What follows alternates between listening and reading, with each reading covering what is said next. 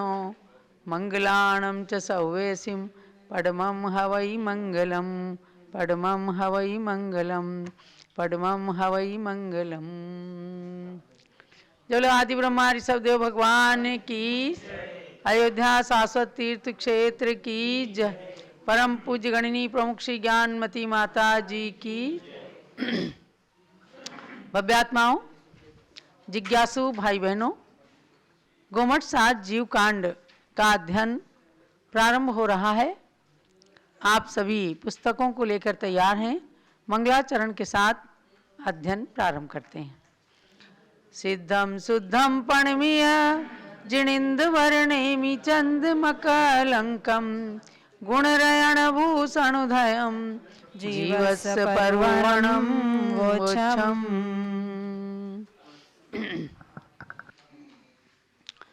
गोमठ सात जीव कांड में आचार्य श्री नेमिचंद सिद्धांत चक्रवर्ती ने अपने लक्ष्य को बताया है कि संसारी अशुद्ध जीव के वर्णन को 20 प्ररूपणा के द्वारा हम बता रहे हैं। उन्हीं 20 प्ररूपणाओं में सर्वप्रथम प्ररूपणा है गुण स्थान, यानी गुण जीवा पज्जति पाणा सन्ना या मग्गणाओ या उव ओगो विय कमसो बीसम तु परुवणा भणिदा। ये 20 प्ररूपणाएं बताई गई कि गुणस्थान, जीव समास, पर्याप्ति, प्राण, संज्ञा और उपयोग, और उसके साथ 14 मार्गणा। तो 14 और 6 कितने हो गए? 20। इन 20 प्ररूपणाओं के द्वारा आत्म तत्व का, जीव द्रव्य का विस्तार से वर्णन कर रहे हैं। और इस गोमठ सार के अंदर 734 गाथाएं हैं कुल। उनमें से प्रमुख रूप से जीव कांड के सार को जानने के लिए कुल 173 गाथाओं का संकलन करके पूज्य गणी ज्ञानमती माता जी ने गोमठ सार जीव कांड सार नाम से हमें ग्रंथ प्रदान किया, जिसका अध्ययन आप सब लोग बहुत ही रुचि के साथ कर रहे हैं। आज के इस भौतिक युग के अंदर भी आप सब इतने ऊंचे विषय को टच कर रहे हैं और इस विषय को भी आसानी से समझ रहे हैं। ये आपके ज्ञानावरण कर्म के क्षयोपशम की बात है। कुछ लोगों को प्रारंभ में शायद कठिन भी लगता होगा, लेकिन सार रूप में इतना जानना है कि मुख्य रूप से जीवोन्यः पुद्गलस् चान्य इत्यसौ तत्व संग्रहा। जीव और पुद्गल मुख्य रूप से दो ही द्रव्य संसार के अंदर हैं। यही तत्व का संग्रह है, सार है। और यदन्यत उच्यते किंचित सोस्तु तस्यैव विस्तरः। और जो कुछ भी अन्य बातें कही जाती हैं या अन्य विस्तार किया जाता है, वह इन्हीं का विस्तार, इनकी डिटेल समझना चाहिए। तो मुख्य रूप से जो जीव द्रव्य है उसको 20 प्ररूपणाओं से कह रहे हैं, क्योंकि पुद्गल और जीव ये दोनों ही चीज़ें आपके पास हैं। पुद्गल माने जो शरीर दिख रहा है, जो संसार दिख रहा है, जो कर्म हमारे साथ आ रहे हैं, ये सब पौद्गलिक परमाणुओं से निर्मित वस्तुएं हैं। और उस पुद्गल से बने हुए शरीर के अंदर एक चित चैतन्य स्वरूपी आत्मा है, जो परमात्मा के रूप में, शुद्धात्मा के रूप में, भगवान के रूप में माना जाता है। वह हमारे शरीर के अंदर है और शरीर के प्रत्येक रोमखंड में व्याप्त है आत्मा के प्रदेश, और वो हमें दिखते नहीं। पुद्गल हमें दिखता है, आत्मा अमूर्तिक है, दिखती नहीं है। लेकिन संसार में रहकर वह आत्मा भी पुद्गल शरीर के साथ अशुद्ध बना हुआ है।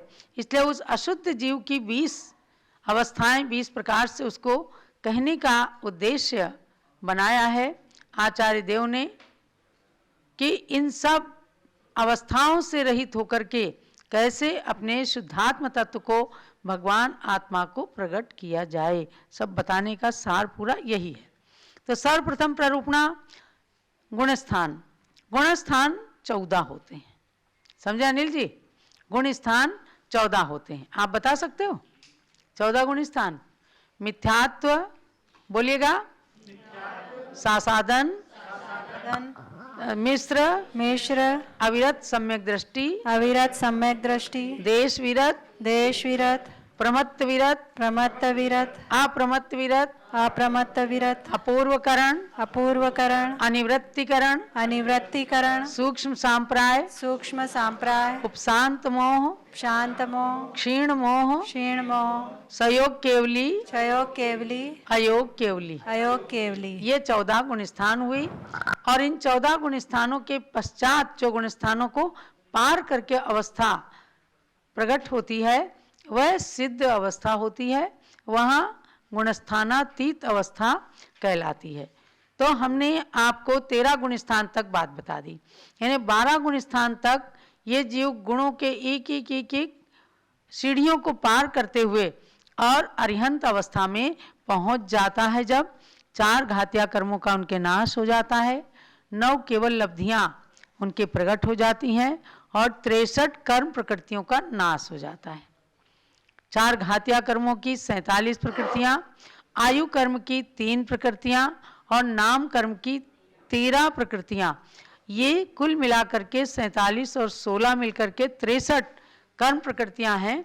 इनको सबको हमने कल आपको बताया है और आप इनको बार बार समझने के लिए, जानने के लिए इनके सभी पूरे ऑडियो प्रवचन encyclopedia-of-jainism.com में सर्च करेंगे, बस गोमठ सार जीव कांड प्रवचन, उतने में सारे के सारे प्रवचन खुल करके आएंगे। क्यों बहन जी, सारे अपलोड हो गए।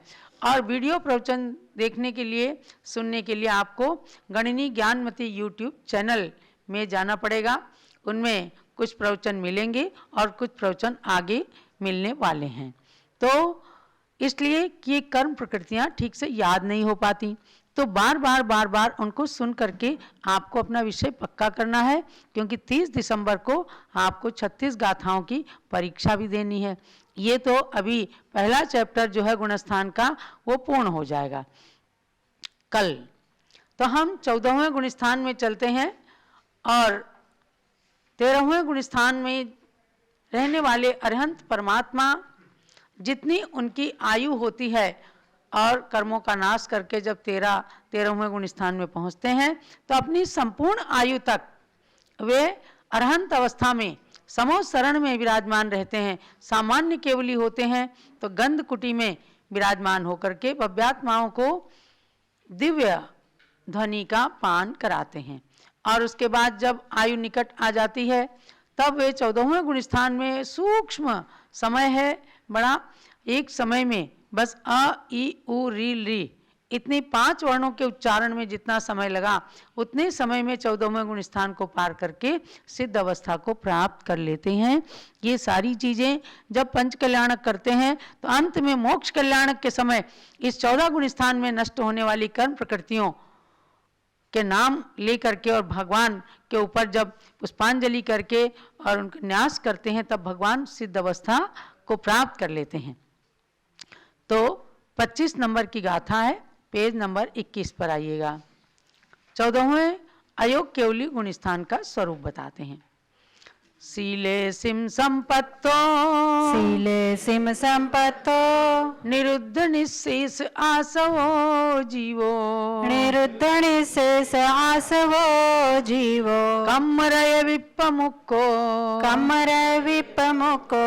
गय जोगो केवली होदी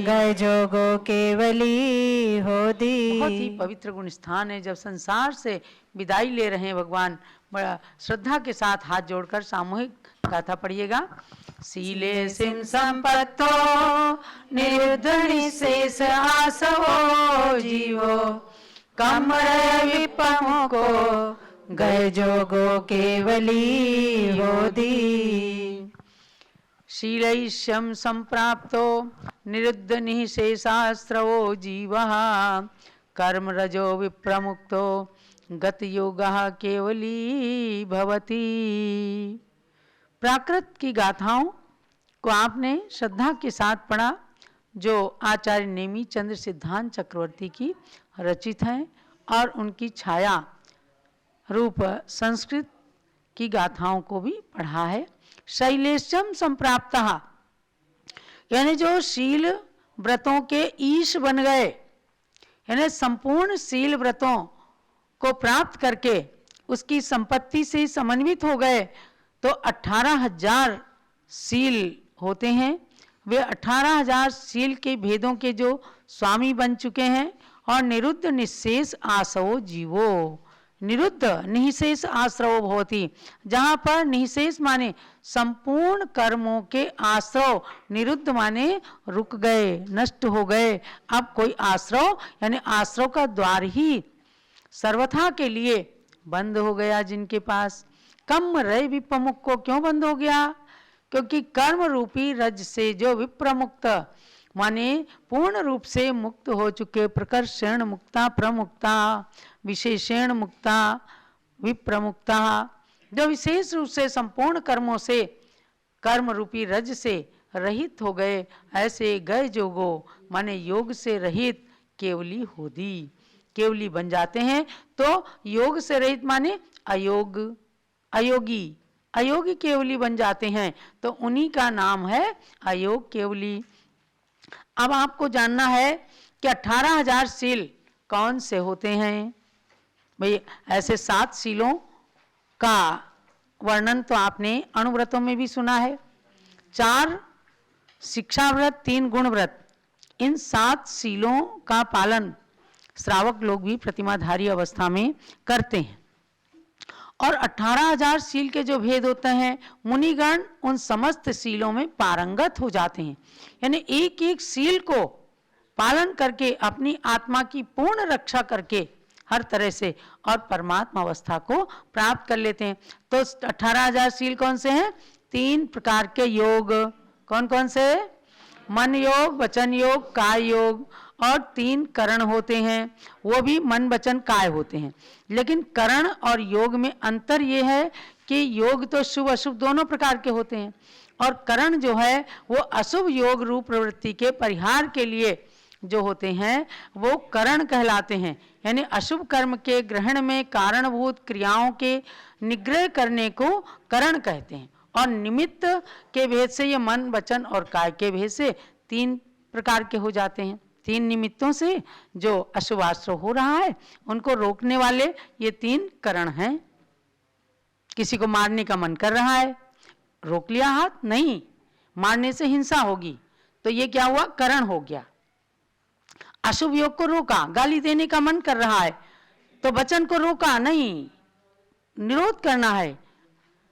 ऐसे ही काय को मन से भी किसी के प्रति सोचने का मन कर रहा है तो नहीं, हे मन तू अपने में आ। तो ऐसे मन वचन काय के अशुभ योग को रोकने वाले करण होते हैं। तो 3 को 3 से गुणा कर दिया, 3 योग को 3 करण से गुणा कर दिया तो 9 हो गए। और 4 होती हैं संज्ञाएं। कौन कौन सी? आहार, भय, मैथुन, परिग्रह। तो 9 को 4 से गुणा किया, 36 भेद हो गए। उसके बाद 5 इंद्रियां हैं, उनके विषयों में लिप्त रहते हैं। 5 इंद्रियों से फिर 36 को गुणा कर दें, उसके बाद में कितने हो गए? 180 हो गए। उसके बाद में आए 10 पृथ्वी कायिक आदि जीव, यानी पृथ्वी, जल, अग्नि, वायु, प्रत्येक वनस्पति, साधारण वनस्पति, 2 इंद्रिय, 3 इंद्रिय, 4 इंद्रिय, पंचेंद्रिय, इनको 10 पृथ्वी कायिक आदि कहा। तो इनसे फिर आगे को गुणा कर दिया और उसके बाद फिर 10 धर्म, तो इनको परस्पर में गुणा किया, 3 गुणे 3 गुणे 4 गुणे 5 गुणे 10 गुणे 10 बराबर 18,000 ये शील के भेद हुए। 18,000 इन शीलों को पालन करके कहा कि शील रूपी संपत्ति को जिन्होंने प्राप्त कर लिया यही उनकी संपत्ति है। आपके पास 18,000 रुपए हो सकते हैं, 18,000 डॉलर हो सकते हैं, 18,000 सोने चांदी की मुद्राएं हो सकती हैं, लेकिन जो अयोगी जिन हैं उन्होंने 18,000 शीलों को ही अपनी संपूर्ण संपत्ति मानी है। और वो संपत्ति पूर्ण रूप से प्रकट होती है 14वें गुण स्थानवर्ती जिनराज के मुनिराज से अब वे जिनराज बन गए। इसलिए आगम में जितने भी विकल्प ये 18,000 शीलों के कहे गए हैं, उन सब की पूर्णता जाकर के 14वें गुण स्थान में होती है। इसलिए वह शील का स्वामी बन जाता है। वहाँ पर पूर्ण संवर और निर्जरा का सर्वोत्कृष्ट और अंतिम पात्र होने से मुक्त अवस्था के जो बिल्कुल सम्मुख है। हमने कहा ना, सम्मुख माने केवल कितनी देर का, अ ई उ री ली, इतना वर्ण उच्चारण करने के समय में ही उनको मोक्ष हो जाता है। आपने पंच कल्याणक में देखा ना, मोक्ष कल्याणक के समय सारी क्रिया हो जाती है तो कहते सब लोग आंख बंद कर लो, और वहां से भगवान को उठा देते हैं प्रतिष्ठाचार्य जी, और समझो कि वो सिद्ध शिला पे जाके विराजमान हो गए। चाहे सम्मेद शिखर की रचना बनाए, चाहे कैलाश पर्वत की रचना बनाए, और वहाँ ले जाकर विराजमान, वहाँ से उठ करके भगवान सिद्ध शिला पर जाते हैं, वो स्थान भी परम पवित्र हो जाता है। इसीलिए महानुभावों, सम्मेद शिखर का कण कण पवित्र है। पावापुरी से भगवान महावीर ने मोक्ष प्राप्त किया। उज्जैन गिरी सम्मेद गिरनार पर्वत से नेमिनाथ भगवान ने मोक्ष को प्राप्त किया। चंपापुर से वासुपूज्य भगवान ने मोक्ष प्राप्त किया। कैलाश पर्वत से ऋषभदेव भगवान ने, और सम्मेद शिखर से 20 तीर्थंकर भगवान, और इसके पहले अनंत भगवान सम्मेद शिखर से मोक्ष गए। आगे अनंत अनंतानंत तीर्थंकर भगवान मोक्ष जाएंगे, और असंख्यात अनंतों मुनिराज उस स्थान से मोक्ष को जाएंगे। इसलिए वहाँ का कण कण पवित्र है। तो ऐसे तीर्थों को पवित्र करने वाले कौन? ये हैं, ये 14वें गुण स्थानवर्ती जिनराज भगवान। उनके चरण रज से पावन, और वहाँ इंद्र आकर के अपने वज्र दंड से वहाँ चरण की स्थापना कर देते हैं, चरण उत्कीर्ण कर देते हैं। तब वो स्थान, उन चरणों को अपन मस्तक पे लगाते हैं और उस चरण रज से अपने मस्तक को पावन बनाते हैं। यह हमने आपको 14वें गुण स्थान की बात बताई कि वहाँ पर वे काय योग से भी फिर रहित हो जाते हैं। मन वचन काय तीनों योगों से रहित हो जाते हैं। इस तरह के जीवों को 14वें गुण स्थानवर्ती अयोग केवली भगवान कहते हैं। और अब जो वो भगवान बन गए तो वो कभी भी धरती पर वापिस आने वाले नहीं हैं। तो आज हमने आपको 14 गुण स्थानों की परिपूर्णता बता दी। अब इस अध्याय में केवल एक गाथा रह जाती है, उसको लेकर के कल इस चैप्टर को हम समाप्त करेंगे। तो कुल मिलाकर के 14 गुण स्थानों के सार को जान करके ये अपने को सोचना है, चिंतन करना है कि धागे को बुनने से परिधान बन जाता है और ईंटों को चुनने से मकान बन जाता है। गुणों को गुनने से व्यक्ति भगवान बन जाता है, और अंत में सारे गुणों को पार करके और गुणस्थानातीत अवस्था होने से सिद्ध भगवान बन जाता है। इसलिए हम अभी सिद्ध नहीं बन सकते। सिद्ध बनने के लिए हमें एक एक गुणों की सीढ़ियों पर आरोहण करना पड़ेगा, और आज श्रावक जन चतुर्थया पंचम गुण स्थान तक अवस्था को प्राप्त कर सकते हैं। मुनिजन छठे और सातवें गुण स्थान की अवस्था को प्राप्त करते हैं। उससे आगे उत्तम सौनन वाले उपसम श्रेणी या छपक श्रेणी पर चढ़कर और अपनी आत्मा के स्वरूप को प्राप्त करते हैं। ये आज के गोमठ सार जीवकांड सार के स्वाध्याय का संक्षिप्त सार समझना है। अब मैं आपको ले चलती हूँ कातंत्र व्याकरण की ओर, यानी संस्कृत व्याकरण।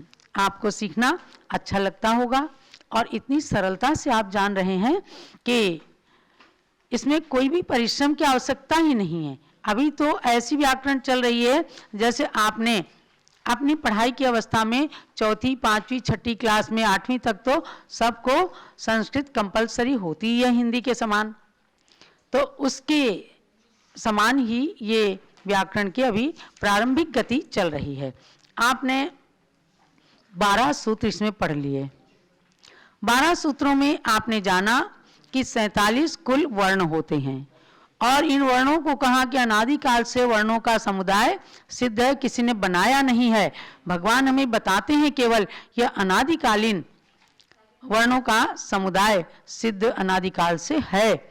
47 में 14 स्वर हैं और 33 व्यंजन।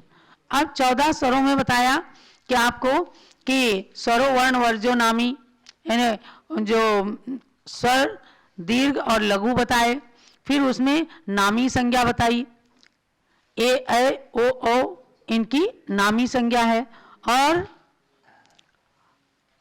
नहीं स्वरो वर्ण वर्जो नामी, केवल अवर्ण को छोड़ करके बाकी 12 स्वर को नामी संज्ञा दी है।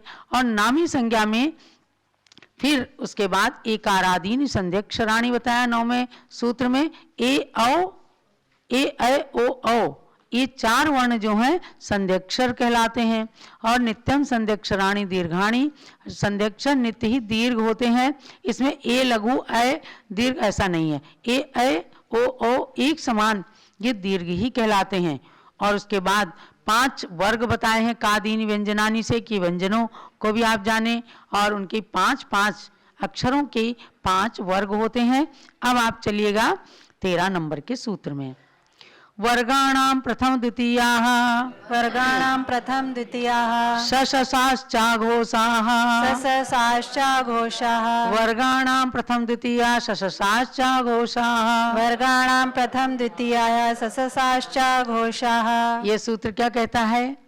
इन वर्गों में, वर्गों माने 5 वर्ग, कवर्ग, चवर्ग, टवर्ग, तवर्ग और पवर्ग, इन 5 वर्गों में प्रथम और द्वितीय अक्षर इनकी अघोष संज्ञा है। अभी केवल संज्ञा, इसमें कोई बुद्धि नहीं लगानी कि क्यों है अघोष, क्या है अघोष, केवल इनके अघोष संज्ञा। शश शश चा घोषा, श स स 3 प्रकार के जो श हैं ये लिए हैं कि प्रथम और द्वितीय अक्षर। तो 5 वर्ग के प्रथम द्वितीय अक्षर कितने हो गए? 10 हो गए। और उसमें 3 और मिलाए, श श श चा घोषा, श श स, तो 13 अक्षर अघोष संज्ञा वाले कहलाए हैं, इनकी अघोष संज्ञा है। ये संज्ञा प्रकरण ही है, तो इसमें संज्ञाएं अभी बता रहे हैं, इनका काम आगे संधि और लिंग प्रकरण में आएगा, तब आपको ज्यादा समझ में आएगा।